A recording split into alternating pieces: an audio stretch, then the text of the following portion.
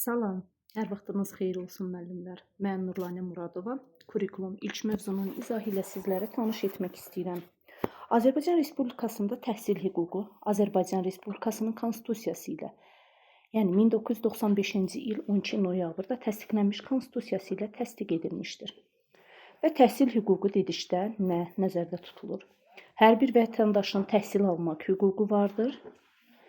Dövlət pulsuz icbari ümumi orta təhsil almaq hüququnu təmin edir. Təhsil sisteminə dövlət tərəfindən nəzarət edilir.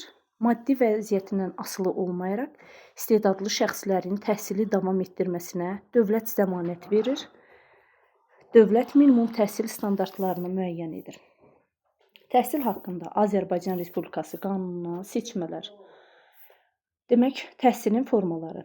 Azərbaycan Respublikasında hansı təhsil formaları, təhsil alma yox, təhsil formaları mövcuddur? Formal, qeyri-formal, informal. İndi görək bunlar nədir? Ayrı-ayrılıqda baxaq. Formal təhsil, dövlət təhsil sənədinin verilməsi ilə başa çatan təhsil formasıdır. Dövlət təhsil sənədi, məsəl üçün, yekunda diplom alınır, attestat alınır. Bu təhsil formaları formal təhsildir. Qeyri-formal təhsil.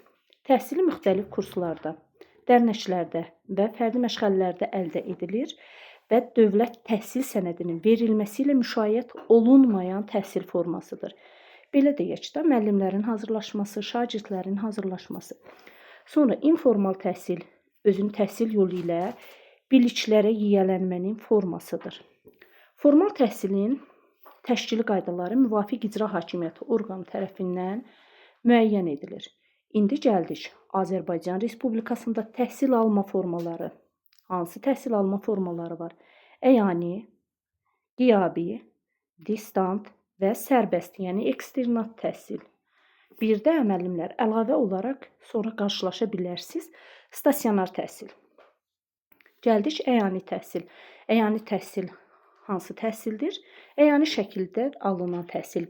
Bu, ümumi təhsil məktəblərinə və ali məktəblərə aid edilə bilər. Qiyabi təhsil. Qiyabi təhsil bu mütləq ki, ali təhsil müəssisələrinə aiddir. Yəni, orta məktəbdə, ümumi təhsil məktəblərində qiyabi təhsil mövcud deyil. Distant təhsil bu məsafədən təhsildir. Sərbəst təhsil, eksternat təhsil bu nədir? Müxtəlif səbəblərdən ümumi təhsildən kənarda qalan şəxslərə təhsil almaq və təhsil alana ümumi təhsilin hər hansı bir səviyyəsini vaxtından əvvəl bitirmək hüququ verən təhsil alma formasıdır. Azərbaycan Respublikasında müəyyən edilmiş təhsil alma formaları çərçivəsində evdə təhsil və fərdi təhsil təşkil oluna bilər.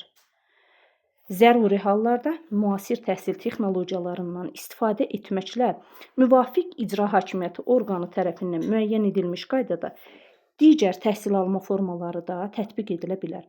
Bayaq mən dedim ki, stasionar təhsil bu nədir? Sağlamlıqla bağlı uzun müddət xəstəxanada yəni müalicə alırsa şəxs, ona stasionar təhsil verilməlidir.